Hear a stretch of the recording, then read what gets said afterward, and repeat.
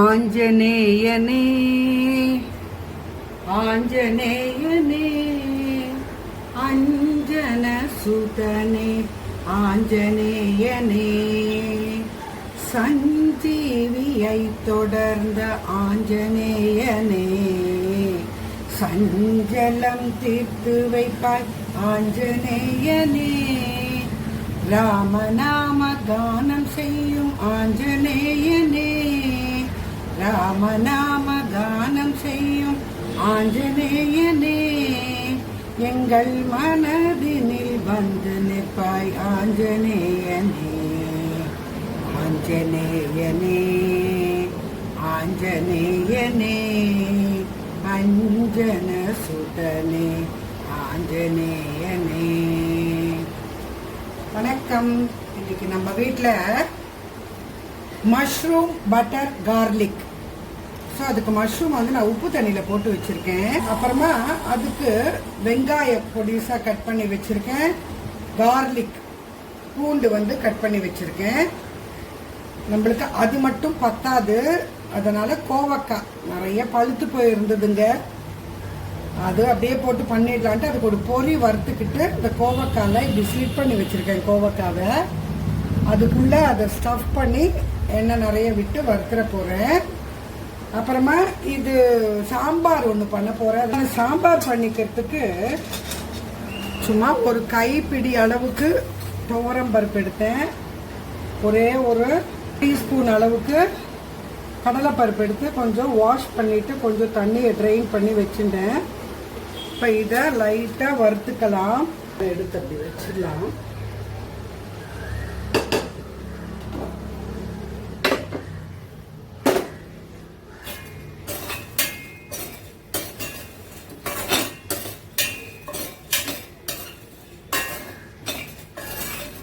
இந்த அளவுக்கு தனியா, ஒரு 2 குண்டு மிளகாய், 2 நீட்டு மிளகாய் போட்டுட்டு வறுத்துக்கலாம். தீயாம வறுத்துக்கணும். அந்த கலர் மாறி போச்சுன்னா அப்புறமா அது ஒரு கசப்பு மாதிரி வந்துடுங்க. நீங்கள் கடாயில் ஃப்ளேம்ஸை வந்துட்டு பார்த்து தகுந்த மாதிரி வச்சுக்கோங்க. இந்த ஸ்டவ் ஆஃப் பண்ணிடுறேன். ஆறிட்ட அப்புறமா அதை நல்லா பவுட்ரு பண்ணிக்கிறேன். இப்போ மிக்சியில் நான் இது போட்டு ஆறட்டுங்க. அதுக்குள்ளே நான் அந்த கோவக்காக்கும் ஒரு பொடி அரைச்சிக்கணும்.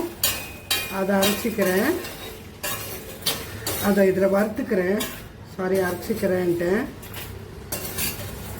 இதில் காயெல்லாம் ஒன்றும் இந்த சாம்பாரில் போட போகிறது இல்லைங்க. நான்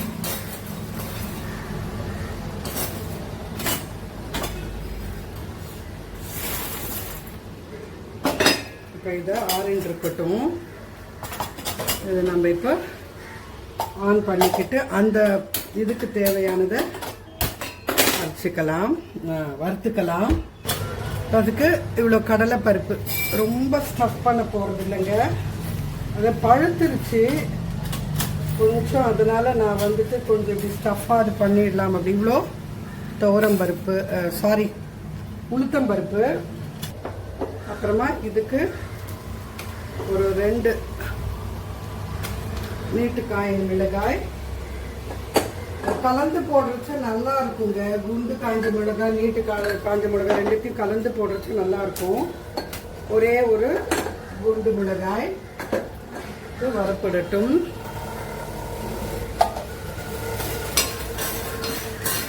வரப்படட்டும். நல்லா கரெக்ட் பதத்துக்கு வறுபட்டிருக்கு. கொஞ்சம் ஜீரகம், ரொம்ப போடாதுங்க, கொஞ்சோண்டு ஜீரகம் லைட்டாக, அவ்வளோதான். இதில் பூண்டு கூட போட்டுக்கலாம், நான் போடலைங்க. இது வறுபட்டுருச்சு இல்லையா? இப்போ நான் இதை எடுத்து மிக்சியில் போட்டுக்கிறேன். ஆறின்னு இருக்கட்டும். இது பவுட்ரு பண்ணிக்கணும்.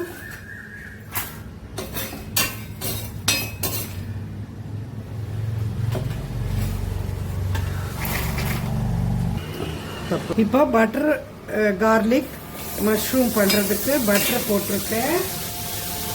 நிறைய பட்டர் போட்டுக்கணும். இன்னும் கொஞ்சம் கூட கொண்டு வரேங்க. போட்டுட்டேன். இதை போட்டுட்டு இப்போ இதில்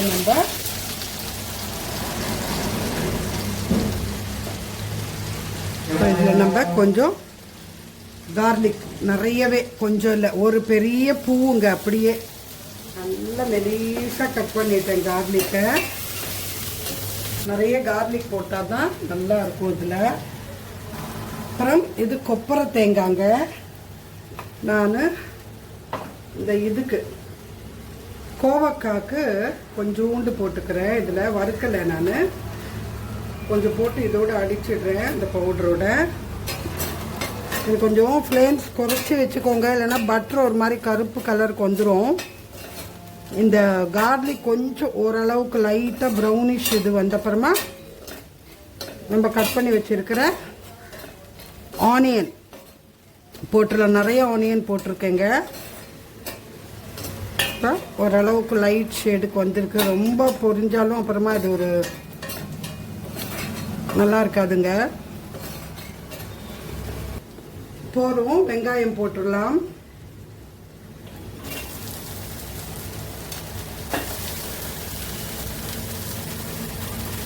நிறைய வெங்காயம் வச்சுருக்கேங்க, வெட்டி வச்சுருக்கேங்க. இதுக்கு நல்லா இருக்குங்க நிறைய வெங்காயம். இங்கே நான் 2 பேக்கெட் வேறு மஷ்ரூமு.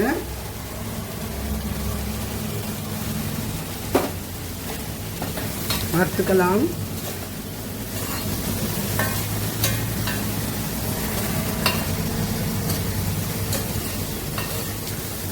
நல்லா வறுத்துட்டு அப்புறமா காட்டுறேங்க. நான் சாம்பாருக்கு அரைச்சி இது வறுத்தேன் இல்லையாங்க, இதில் புளியை போட்டு நான் நல்லா அரைச்சிட்டு வந்துடுறேங்க. அரைச்சின்னு வந்துட்டேன். சாம்பாருக்கு நான் குக்கர் எடுத்துருக்கேங்க. இது வறுப்பட்டு இருக்கட்டுங்க. நான் அதில் வச்சுட்டு உங்களுக்கு இதில் காட்டுறேங்க சாம்பாரை. அப்போ தான் இது தெரியும் உங்களுக்கு. இது இல்லாட்டா ஃபோக்கஸ் ஆகாது. கொஞ்சமாக எண்ணெய் விட்டு சும்மா ஒரே ஒரு ஸ்பூனுன்னு வச்சுக்கோங்களேன். இப்போ சூடாகிட்டு அதில் நான் ஒரு பச்சை மிளகாய், ஒரு வெங்காயம்,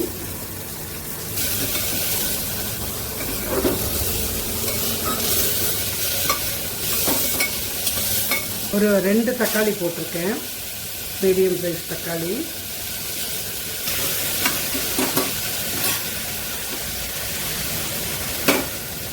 ரொம்ப அப்படியே வதங்கணும்னு இருக்குங்க. நம்ம எப்படியும் இந்த பொடியெல்லாம் போட்டு குக்கரில் தான் வச்சிட போகிறோம்.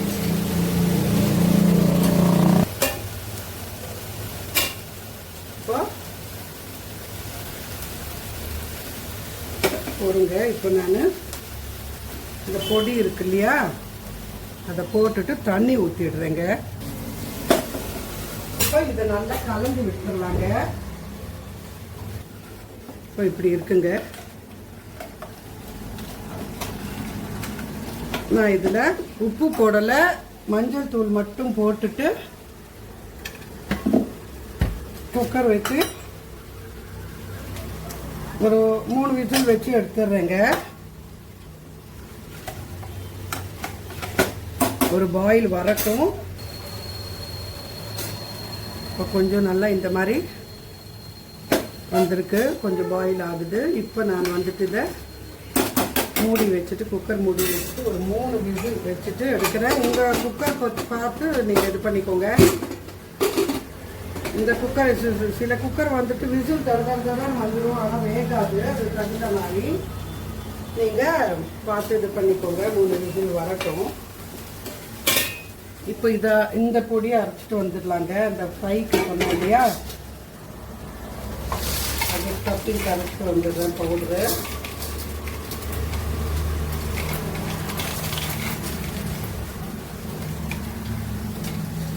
கொஞ்சம் உப்பு போட்டு அரைச்சிக்கணுங்க. உப்பு போட்டுட்டு அரைச்சிட்டு வந்துடுறேன்.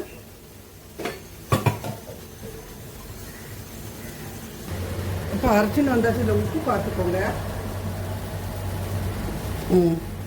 அதில் புளியெல்லாம் போட வேண்டாம். இது மிளகா பொடி, இட்லி மிளகா பொடி வறுத்துப்போம் இல்லையா, அதே மாதிரி தாங்க அரைச்சிக்கோங்க அந்த இதுக்கு. இப்போ இதில் கொஞ்சம் மஷ்ரூம் இதில் உப்பு போட்டுடலாம், பதங்கட்டும். வந்தோடனே ஆஃப் பண்ண 3 இல்லைங்க 4-5 வந்தது, ஆஃப் பண்ணிடுறேன். ஏன்னா விறுவிறுன்னு வந்துடுச்சு. இப்போ இதுவும் நல்லா ப்ரௌன் ஆகிடுச்சுல. இதில் மஷ்ரூமை வந்துட்டு பெருசாக இருக்கிறது மட்டும் நான் வந்துட்டு கட் பண்ணிட்டேங்க. சின்ன சின்னதாக இருக்கிறதெல்லாம் அதே சைஸ் அப்படி அப்படியே போட்டுறேன். மொத்த மஷ்ரூமையும் போட்டுட்டேங்க. பார்க்க தான் இப்படி இருக்குங்க, நிறைய இருக்கிற மாதிரி. வதங்கெல்லாம் ஒன்றுமே இல்லாமல் போயிடுங்க.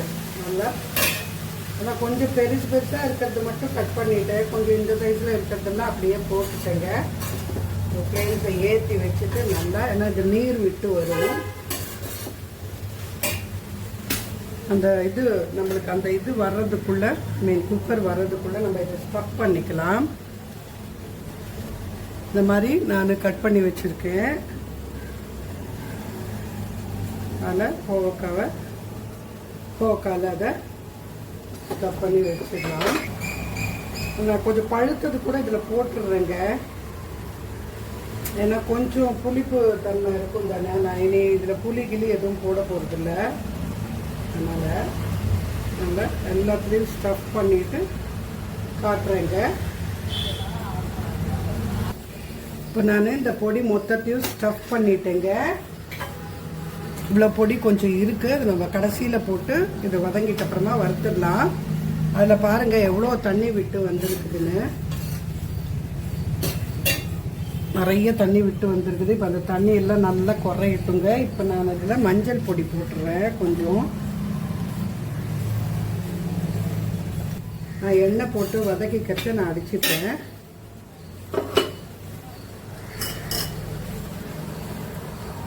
இது ரொம்ப சின்ன ஸ்டவ்வுங்க, இது நிறைய தண்ணி விட்டு வருது இல்லையா, அதனால் இந்த பெரிய ஸ்டவ்வுக்கு மாற்றிக்கிறேன். இப்போ இதுக்கு இந்த சாம்பாருக்கு இந்த குக்கர் வரதுக்குள்ளே நம்ம தாளிப்பு ரெடி பண்ணிக்கலாம். அதுக்கு ஒரு சின்ன பேன் எடுத்து நம்ம அதை தாளிச்சு விட்டுடலாம். எண்ணெய் விட்டுறேன். பேன் சூடாயிடுச்சு.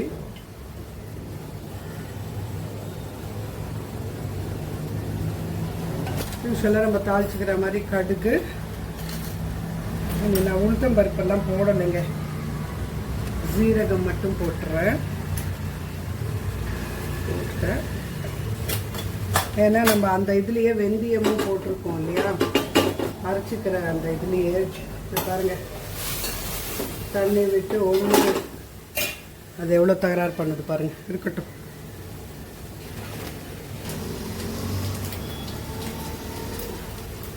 கடுகு நல்லா வெடிக்க விடுங்க, அப்போ தான் நல்லா இருக்கும் டேஸ்ட்டு. கடுகு பச்சையாக இருந்தால் இருக்கிறது. இப்போ இந்த கருவேப்பிலை போட்டுட்டு இந்த பெருங்காயம் வந்துட்டு இதில் போட்டுட்டு வச்சிடலாம். இது வருதான்னு பார்க்கலாம். இப்போ இது வரலைங்க, சரி. இது தாளிப்பு அப்படி இருக்கட்டும். இந்த குக்கர் வந்துடுச்சுங்க, மூடி பார்க்கலாம். பாருங்க. இப்போ உங்களுக்கு தண்ணி பார்த்து விட்டுக்கோங்க நீங்க வேணும்னா. இப்போ இதில் உப்பு போட்டுறேன்.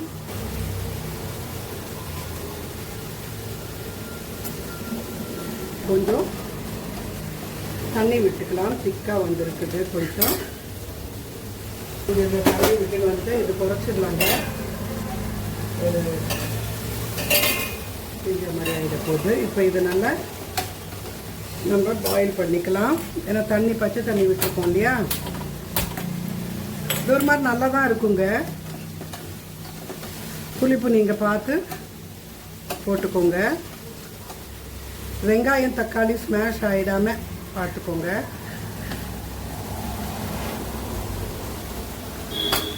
நல்லா இருக்குங்க சாம்பார். கரண்டி இதுலேயே வச்சுருந்தேன், சூடாயிடுச்சு.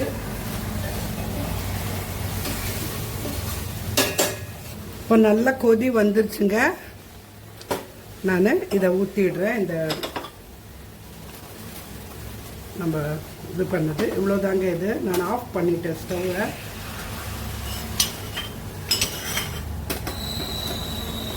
நல்லா கலந்து விட்டுடலாம். இதில் கொத்தமல்லி போட்டுடலாம். சூடாக தானே இருக்கு, அப்படியே மூடிடலாம். இது முடிஞ்சது. இப்போ இதுவும் வந்துட்டு முடிஞ்சதுங்க. நான் இதில் கொஞ்சம் பெப்பர் பவுடர் போட்டுடுறேன்.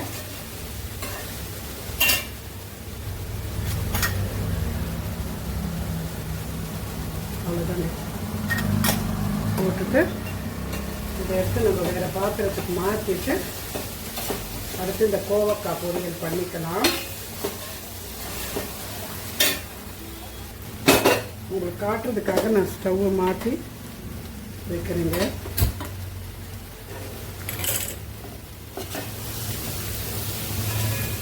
ட்ரை பண்ணுங்க. நான் இதில் இன்னும் கொஞ்சம் கூட பட்டர் போடணும்னு நினச்சேன், ஏன்னா குவான்டிட்டி நிறைய இருந்ததில்ல. ஆனால் இப்போ பார்த்தா அது போருங்க. போட்டுண்டா ஒன்றும் தப்பு இல்லை. பட்டர் மேலாக்க அப்படி மிதக்கிட்டே இருந்தால் நல்லா தாங்க இருக்கும், பார்க்குறதுக்கு டேஸ்ட்டும் சரி. பட் போருங்க.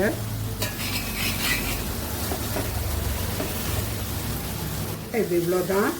இப்போ நான் இதை வேறு பாத்திரத்துக்கு மாற்றிடுறேன். மாற்றிட்டு இந்த கோவக்காவை பண்ணிக்கிறேன். கோவக்காவை பண்ணிக்கிறதுக்கு எண்ணெய் விட்டுறேன். கொஞ்சம் கடாய் இப்படி இருக்குது, பட் சேர்ந்து வெந்துடும். பட்டர் தானங்க அதில் இருக்குது. கொஞ்சோண்டு கருவேப்பிலை போட்டுறேன். போட்டுட்டு இது அப்படியே கோவக்காவை போட்டுறேன். இந்த பொடி இப்போ மட்டும் போட்டுறாதுங்க, எக்ஸ்ட்ரா பொடி, ஏன்னா அது தீஞ்ச மாதிரி ஆகிடும். அதனால் இதை புரட்டி விட்டுடலாம். இது நீங்கள் வச்சுட்டு சிம்மில் வச்சுட்டு நிறைய வேலை பண்ணிட்டு வந்துடலாங்க. நான் இது வேகிறதுக்குள்ளே நான் சாதம் வச்சுட்டு வந்துடுறேங்க. கடைசியில் காட்டுறேன் உங்களுக்கு. இந்த தண்ணி விட்டுட்டு மூடி வச்சுடுங்க. ஏன்னா இது நல்லா பெரிய பெரிய காயாக இருக்குது.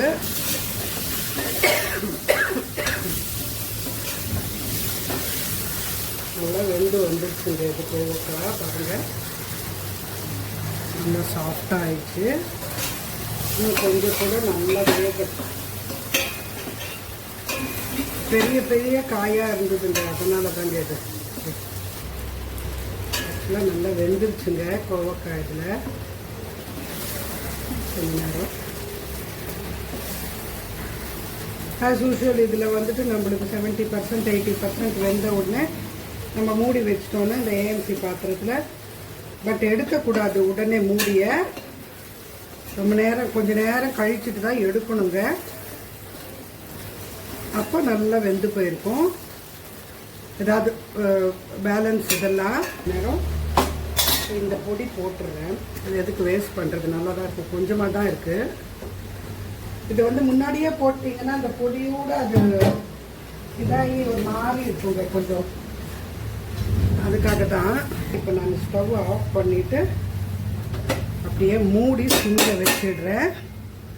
கொஞ்சம் நேரம் கழிச்சுட்டு நல்லா வெந்து போயிடும். கோவக்காய் பாருங்கள் இன்னும் சூடாகவே இருக்குது.